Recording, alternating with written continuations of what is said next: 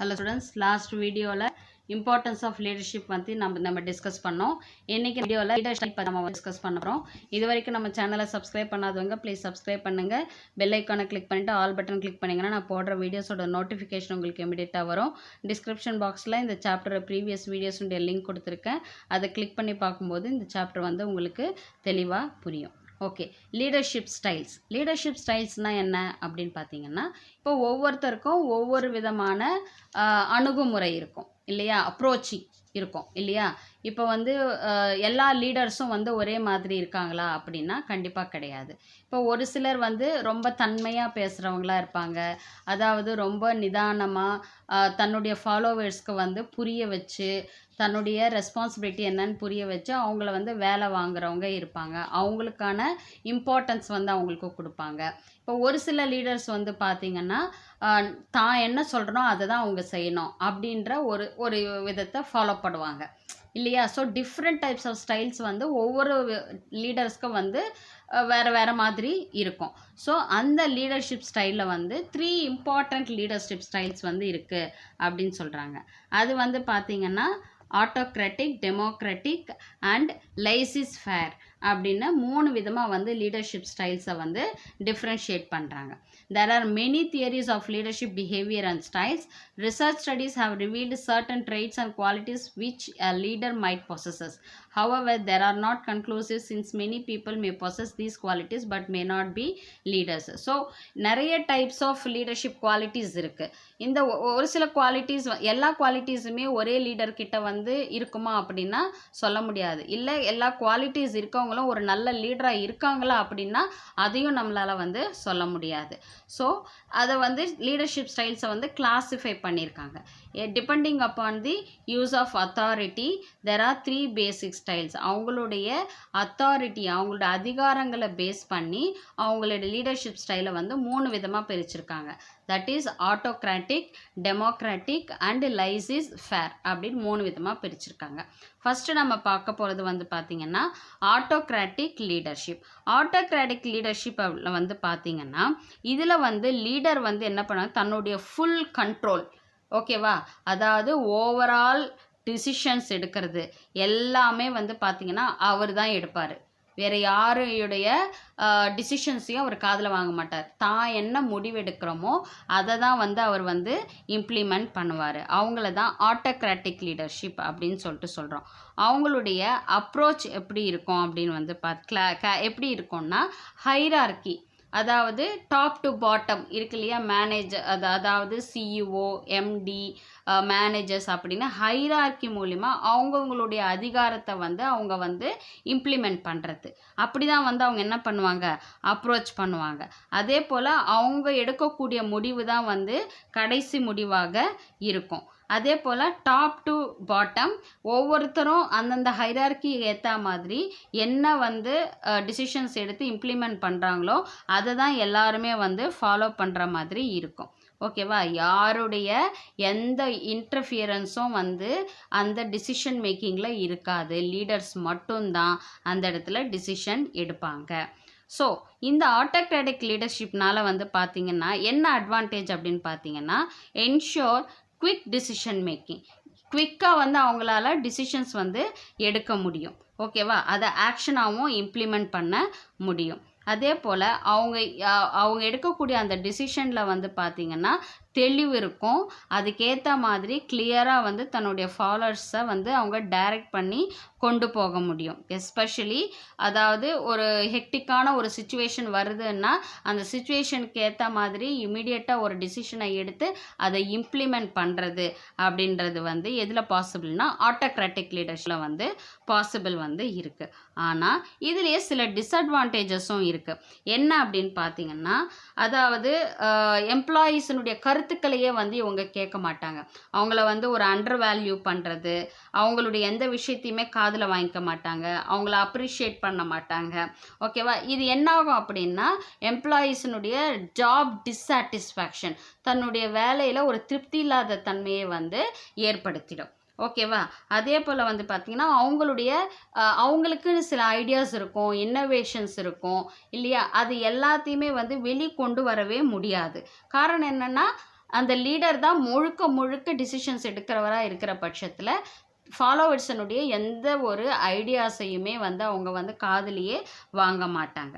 Okay, அதுக்கப்புறம் வந்து பார்த்திங்கன்னா எம்ப்ளாயீஸினுடைய டெவலப்மெண்ட் அப்படின்றது வந்து இந்த இடத்துல ஒன்றுமே இருக்காது. அதாவது ஒரு ப்ராப்ளத்தை வந்து சால்வ் பண்ணக்கூடிய திறனே அவங்களுக்கு வந்து இருக்காது.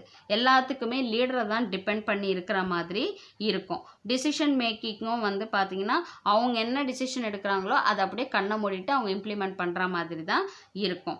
ஸோ இந்த இடத்துல என்ன ஆகுது, ஒரு எம்ப்ளாயி வந்து தன்னை வந்து டெவலப் பண்ணி க்ரோ பண்ணிக்கவே அந்த இடத்துல வாய்ப்பு கிடையாது.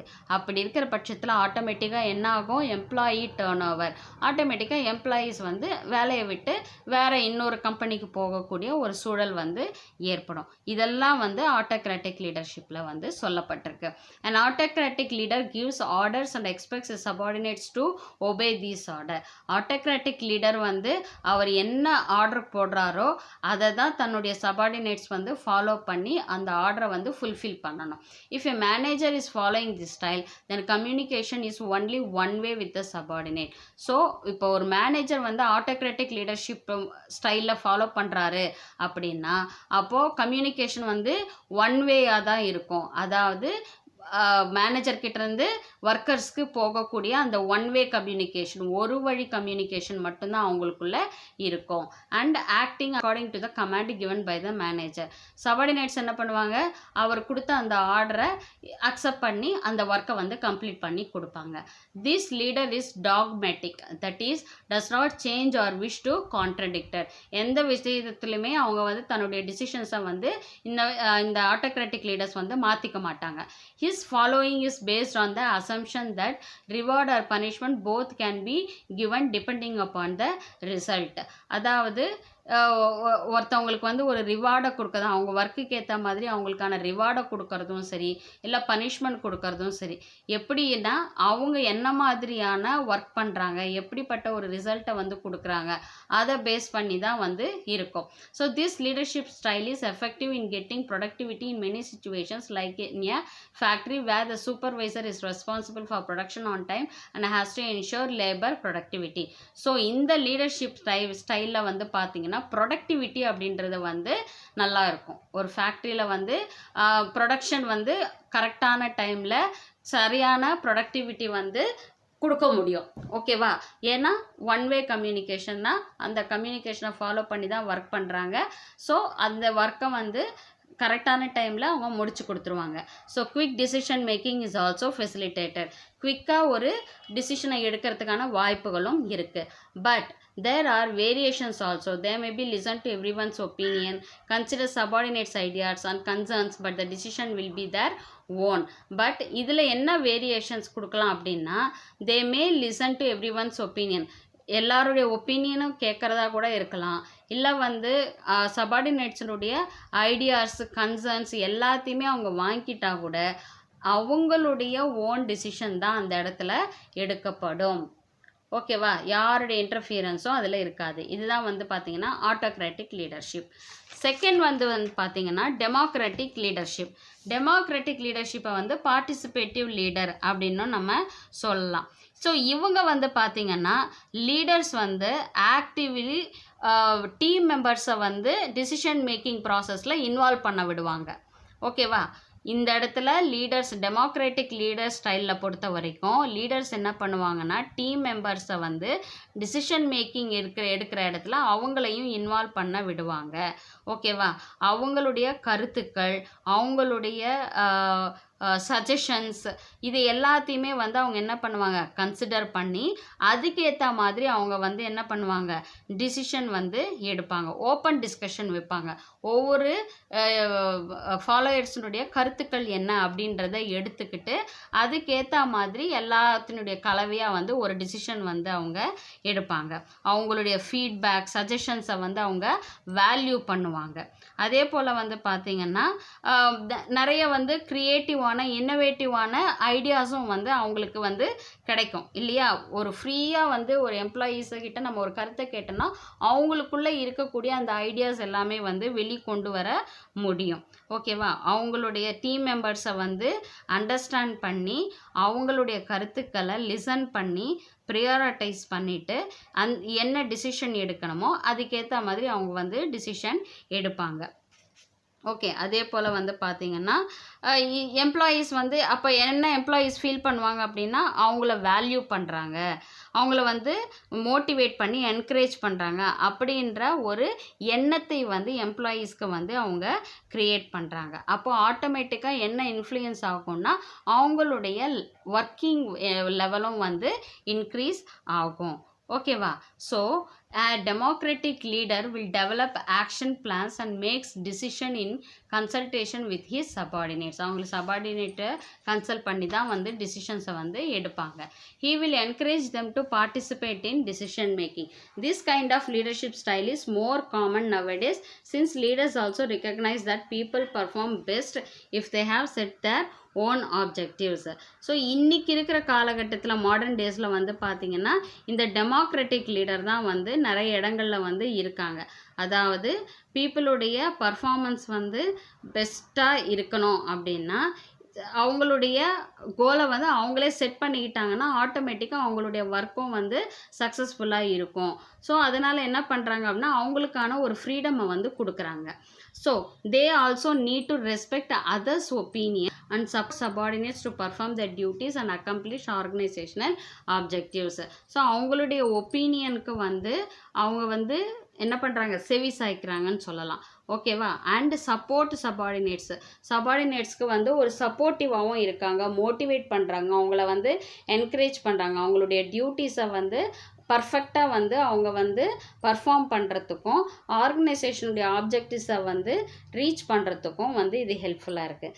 தே exercise more control by using forces within the group. அதாவது ரொம்ப அவங்கள வந்து கண்ட்ரோல் பண்ணாமல் அவங்கள வந்து ஒரு ஈஸியான ஒரு ஸ்மூத்தான ஒரு சூழலை அவங்களுக்கு உருவாக்கி கொடுத்து அவங்கள வந்து நல்ல விதமாக, அதாவது ரொம்ப ஒரு அத்தாரிட்டேட்டிவாக அவங்க கண்ட்ரோல் பண்ணுறதை விட அவங்கள வந்து அவங்களுக்கான ஃப்ரீயான ஒரு ஸ்பேஸை கொடுத்து அவங்கள வந்து ஒர்க் பண்ண வைக்கிறது, அந்த மாதிரி ஒரு சூழலை வந்து ஏற்படுத்தி கொடுக்குறாங்க. ஓகே. இதில் வந்து பாசிட்டிவ்ஸும் இருக்குது, நெகட்டிவ்ஸும் இருக்குது இல்லையா.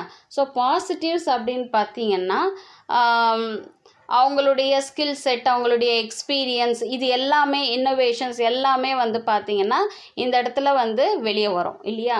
அவங்க வந்து தன்னுடைய கருத்துக்களை வந்து ஈஸியாக அவங்களால வந்து வெளியே சொல்ல முடியும். ஓகேவா.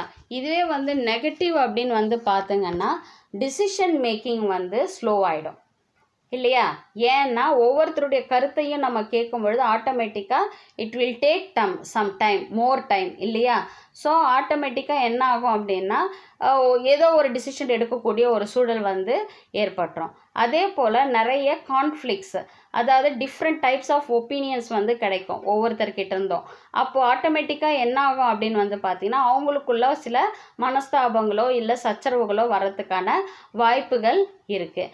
அதே போல் வந்து பார்த்திங்கன்னா expertise may not fully assign. அதாவது வந்து பார்த்திங்கன்னா இப்போ வந்து அதாவது பதவியில் கொஞ்சம் நல்ல ஒரு பெரிய பதவியில் இருக்கிறவங்க இல்லை வந்து அதிகப்படியான சம்பளம் வாங்குறவங்க அவங்களுடைய ஒப்பீனியன்ஸை வந்து கருத்தில் எடுத்துக்கிற மாதிரி இருக்கக்கூடிய ஒரு சூழல் வந்து இந்த இடத்துல பாசிபிலிட்டி வந்து இருக்குது. ஸோ இதெல்லாம் நெகட்டிவ் பாயிண்ட்ஸாக சொல்லப்படுது. Laissez faire or free rein leader. Such a leader does not believe in the use of power unless it is absolutely essential. இந்த மாதிரி லீடர் வந்து பார்த்தீங்கன்னா தன்னுடைய பவரை வந்து அவங்க ஒரு கருத்தாவே கொள்ள மாட்டாங்க. ஓகேவா. The followers are given high degree of independence to formulate their own objectives and ways to achieve them. அதாவது தன்னுடைய ஃபாலோயர்ஸ்க்கு வந்து என்ன பண்ணிடுறாங்க, அதிகப்படியான சுதந்திரத்தை கொடுத்துட்றாங்க. எந்த விதத்துலையுமே அவங்கள கண்ட்ரோல் பண்ணுறது கிடையாது. அவங்களுக்கான கோல்ஸ் அவங்களே செட் பண்ணிவிட்டு அவங்களுடைய ஒர்க்கை வந்து அவங்க கம்ப்ளீட் பண்ணணும். The group members work on their own task resolving issues themselves. அதாவது குரூப் மெம்பர்ஸ் வந்து அவங்களுடைய டாஸ்க்கை வந்து அவங்களே ஃபிக்ஸ் பண்ணி சப்போஸ் ஏதாவது இஷ்யூஸ் வந்துச்சுன்னா அவங்களே அதை வந்து சால்வ் பண்ணிவிட்டு அவங்க ஒர்க்கை வந்து கண்டினியூ பண்ணுறது. The manager is there only to support them and supply them the required information to complete the task assign. இந்த இடத்துல மேனேஜர் என்ன பண்ணுவார்னா அவங்களுடைய ஒர்க்கை அவங்களுக்கு பண்ணுறதுக்கு சப்போர்ட் பண்ணுவார். என்ன ஒர்க்கு பண்ணணுமோ அதற்கான இன்ஃபர்மேஷன்ஸை அவங்களுக்கு கொடுப்பாரு. அவ்வளோதான் அந்த லீடர் பண்ணக்கூடிய வேலை. வேறு எந்த வேலையுமே அவர் பண்ண மாட்டார். மற்றது எல்லாமே அந்த ஃபாலோயர்ஸ் தான் பண்ணுவாங்க. At the same time the subordinate assumes responsibility for the work to be perform. So subordinates வந்து ஜஸ்ட் என்னென்ன வேலை செய்யணும் அப்படின்றத மட்டும்தான் மேனேஜர் சொல்லுவாங்க. சபார்டினேட்ஸ் வந்து அவங்களுக்கான கடமைகள் என்ன அப்படின்றத அவங்களே செட் பண்ணிக்கிட்டு எவ்வளோ டைமுக்குள்ளே நம்ம கம்ப்ளீட் பண்ணணும் அப்படின்னு அவங்களே எல்லா டிசிஷன்ஸையுமே வந்து எடுத்துருவாங்க. Depending upon the situation a leader may choose to exercise a combination of these styles when required. So ஒவ்வொரு சுச்சுவேஷனுக்கு ஏற்ற மாதிரி என்ன பண்ணணும்னா லீடர்ஸ் வந்து அந்தந்த டிஃப்ரெண்ட் ஸ்டைல்ஸை வந்து அவங்க வந்து இம்ப்ளிமெண்ட் பண்ணலாம். Even a laissez-faire leader would have certain rules to be followed while doing work, and a democratic leader may have to take his own decision in an emergency situation.